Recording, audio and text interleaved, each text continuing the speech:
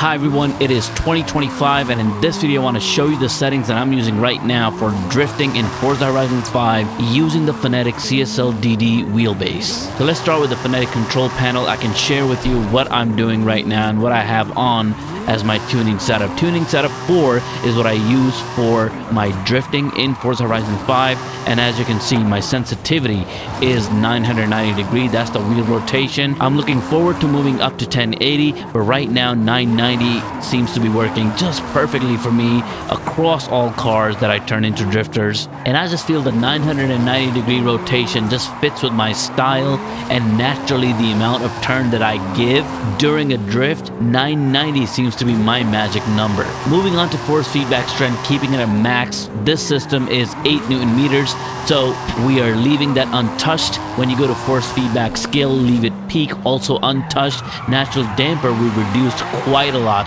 to 7%. This really matters for that smooth feeling and not having too tight a steering wheel. Natural friction and natural inertia I turned off. Nobody wants any extra smoothing or any extra stiffening of the wheel. The force feedback interpolation filtered down to 4 because the higher it is, the smoother things get and the more feeling you lose. Force effect intensity is at 100, force effect strength is at 100%, and we turned off any extra effects like the spring effect and the damper effect. We like to keep it as raw as possible. You dig? Now these are my current drift settings on the Fanatec Control Panel. Let's turn to the in-game settings in Forza Horizon 5. Here we go. So first and foremost, the difficulty settings. The only things that we're changing here are braking, anti-lock is off, steering to simulation, traction and stability control both are off, and that's it. But the real star of the show is the advanced control settings right here. Let's talk about some things that I've changed here. The first thing I've brought down is the deceleration axis dead zone outside to 90. After that, while we're drifting, we don't want too much vibration, so we brought that down to 0.3, force feedback scale down to 0.5, center spring scale down to 0.6. This is what creates that smooth buttery effect that is not too hiccupy and not too strong.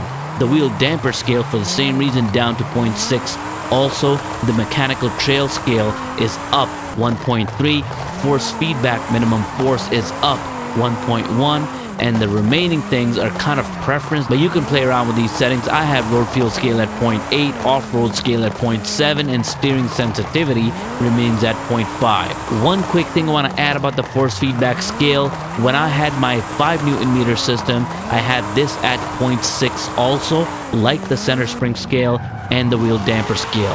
However, ever since I got the 8 Newton meter, the power was just too much, so I brought it down in-game to 0.5. Guys, these settings are buttery smooth. I was a complete noob when it came to drifting in Forza Horizon 5 with a wheel. I had a Logitech G29 before and I had massive struggles with that wheel, but as soon as I figured it out, I decided to buy a new wheel, so then I had to relearn the drifting on a new wheel again. And remember this thing, if you're not able to drift successfully in Forza Horizon 5 with a wheel right now, it is not you. It is probably the settings. When it comes to these games and these third-party wheels, it's almost always about getting the settings right. So it takes a bit of experimentation. Don't give up.